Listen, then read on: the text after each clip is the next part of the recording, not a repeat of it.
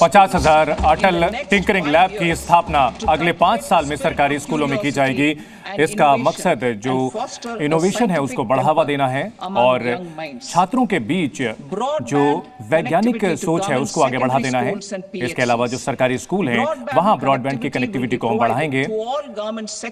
जितने भी सरकारी सेकेंडरी स्कूल हैं वहां पर ब्रॉडबैंड की सुविधा उपलब्ध कराई जाएगी और ग्रामीण क्षेत्रों में यहाँ ये सुविधा उपलब्ध कराई जाएगी। भारतीय भाषा पुस्तक स्कीम की अगर हम बात की जाए तो हमारा आगे ये कार्यक्रम है कि हम इसको लागू करेंगे ताकि तो भारत की जितने भी भाषाएं हैं उनको हम अलग अलग स्कूलों और हायर एजुकेशन में उपलब्ध कराएंगे ताकि हमारे जो छात्र हैं वो अपनी भाषा और अपने जो विषय हैं उसको अच्छी तरह से समझ पाएं।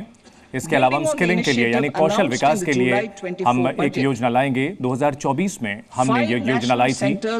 5 उत्कृष्टता केंद्र यानी स्किलिंग सेंटर हम स्थापित किए जाएंगे और इसमें जो वैश्विक स्तर है उसको हम यहाँ पर हासिल करना चाहेंगे ताकि हमारे जो युवा हैं उनको फायदा मिले, ताकि हमारे जो युवा हैं वो पूरी दुनिया के लिए निर्माण कर सके। और इसका जो करिकुलम होता है वो हम जल्दी ही इसको डिसाइड करेंगे और इसको लेकर के एक फ्रेमवर्क यानी ढांचा बनाया जाएगा। और जो आईआईटी है उसकी क्षमता को हम बढ़ाना चाहते हैं।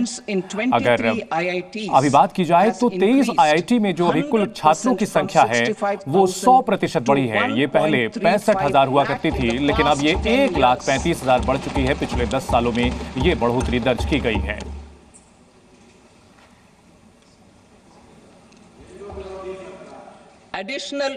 इसके अलावा जो अतिरिक्त इंफ्रास्ट्रक्चर यानी ढांचा है वो बनाया जाएगा इन 5 आईआईटीज में।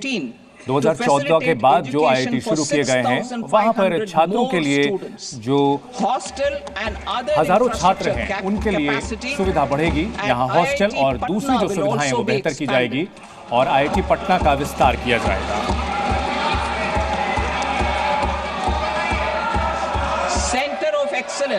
और सेंटर ऑफ एक्सीलेंस यानी उत्कृष्टता के केंद्र जो होते हैं उनकी अगर हम बात करें, सेंटर ऑफ एक्सीलेंस एआई के क्षेत्र में हम जो पढ़ाई तो होती है उसको लेकर के हमने पहले ऐलान किया है कि आर्टिफिशियल इंटेलिजेंस को लेकर के 3 जगह हमने ऐलान किया है जिसमें कि कृषि, स्वास्थ्य और सस्टेनेबल सिटी यानी टिकाऊ शहर के क्षेत्र में आर्टिफिशियल इंटेलिजेंस की स्थापना की जाएगी।